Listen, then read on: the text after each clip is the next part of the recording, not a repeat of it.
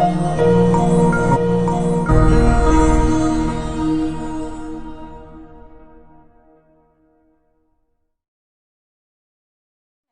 đi đâu.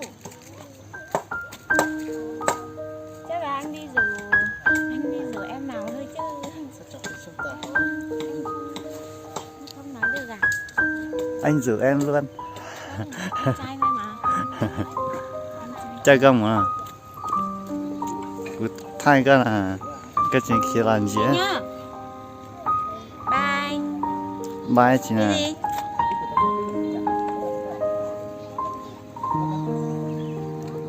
À, em chào anh. Nhớ cho Đây mà thôi. Nhá chào mà. nhớ bữa lần gom móng nè. Ui, mong mình chỉ cụ đông hóa. Cái đồng hóa rồi à? Nên nếu đồng hóa sẽ tiêu chỉ thay là món là chỉ bao.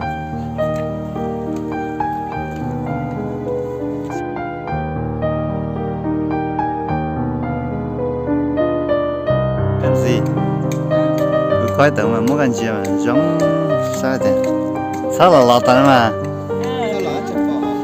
Cái kia tận này cứ chạy quay bạc cái này. Cái đọc kinh doanh này nhá, kì cứ quay. Chị Trong à? Quay là ở chị Trong à? Nè, tôi để kiếm mấy kì cứ quay hả tí tới đấy.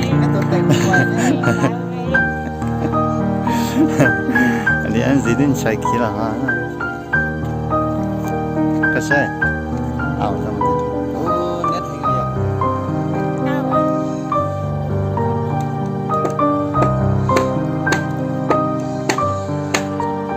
Cái gì cả nhà ảo rồi đấy.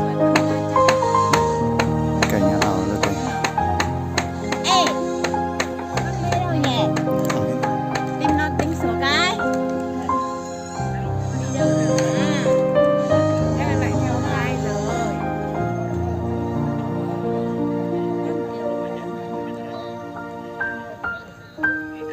Ê, mới tức vào cái ảnh mà anh like à? Đúng rồi à? Mình nhỉ? Đúng rồi à? Không biết đâu, đi lấy lại. Ôi, bên anh mới xong. Trong chỉ cần đó tụi em chụp ảnh. Ô, ngoài đời trong này chẳng Đẹp mà.